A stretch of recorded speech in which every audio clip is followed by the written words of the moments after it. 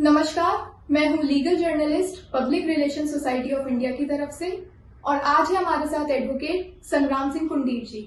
नमस्कार सर। नमस्कार सर, अपने बारे में कुछ बताइए। जी, मेरा नाम संग्राम सिंह कुंडीर है। मैं डीएवी पीजी कॉलेज में छात्र संघ का अध्यक्ष रहा ये 2006 में, और छात्र राजनीति के साथ साथ हमने वकालत भी करी और आज मैं अधिवक्ता के तौर पे काम कर रहा हूँ। और साथ साथ मैं छात्र राजनीति के अलावा फिर मैं एक्टिव पॉलिटिक्स में गया, फिर मैं एलएसवाई का प्रदेश अध्यक्ष बना, फिर यूथ कांग्रेस में मैं all India national general secretary रहा। अभी मैं इंटक में प्रदेश अध्यक्ष यूथ तौर पे काम कर रहा हूँ। जी सर, ऐसी कोई कहानी या चीज जिसके बारे में आपका अमेजिंग इंसाइट या ओपिनियन हो? जब मैं डीएवीपीजी कॉलेज गया तो हमारे यहाँ स्ट्रेंथ लगभग 35,000 की लगभग होती थी और कुछ 100 लोग होंगे या फिर उससे भी कम होंगे जिनको 35,000 बच्चे जानते थे। और मैं 35,000 भीड़ में जब मैं खड़ा हुआ तो मेरे को टारगेट रहा कि इन 100 लोगों के बीच में मेरे को आना है।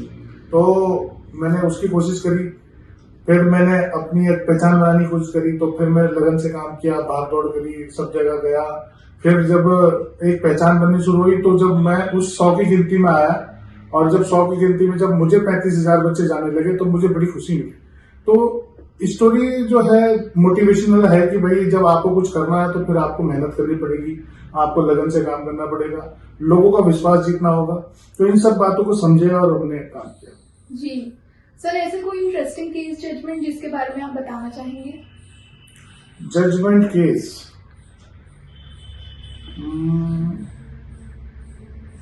बहुत सारे केसेस हैं जब हमने अपने वकालत में देखते हैं, बहुत सारी चीजें देखते हैं।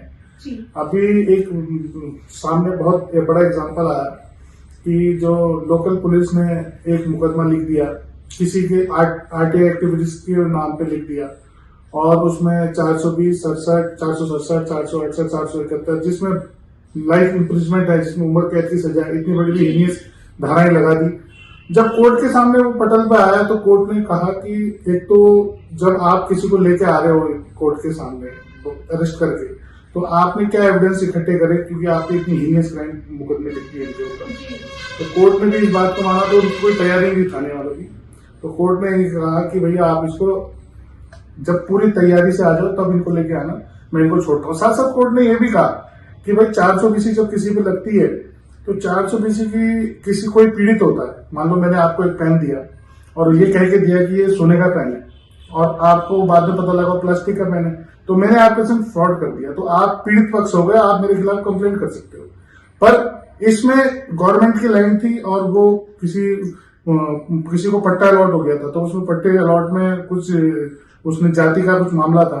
तो कोर्ट ने भी ये कहा कि इसमें पीड़ित तो सरकार हुई, मतलब सरकार को अपना पक्ष रखना चाहिए था, तो पर एक एक्टिविस्ट कैसे इसमें पीड़ित हो गया, तो वो भी एक मुद्दा था। तो इसलिए पुलिस को भी एग्जांपल के तौर पर बड़ा अच्छा वो सबक मिला कि भाई उसको कोर्ट ने सीधा छोड़ दिया, पर्सनल बॉन्ड पर छोड़ दिया, कहा कि भाई हम इसे जेल नहीं भेजेंगे क्योंकि आप गलत तरीके से इसको ले जा रहे हैं। जी सर, बहुत अच्छा लगा सुन के। सर, मेरा दूसरा क्वेश्चन है, सर कोई बात आप सरकार से बोलना या पूछना चाहेंगे? सरकार से तो आज की डेट में जो सबसे ज्वलंत मुद्दा है और जो देख भी रहे हैं, हम सड़कों पे आंदोलन कर रहे हैं, छात्र आंदोलन कर रहे हैं, बेरोजगार युवा आज सीबीआई की मांग कर रहे हैं। वो कह रहे हैं कि भाई सीबीआई की जांच होनी चाहिए, कितने बड़े बड़े घोटाले पकड़े गए, इतने बड़े बड़े घोटाले हो गए जिसमें पेपर आउट हो गया, पेपर से पहली तैयारी हो गई, कुछ स्पेशल लोगों को फायदा उठाने के लिए और देने के लिए ये चीजें हुई।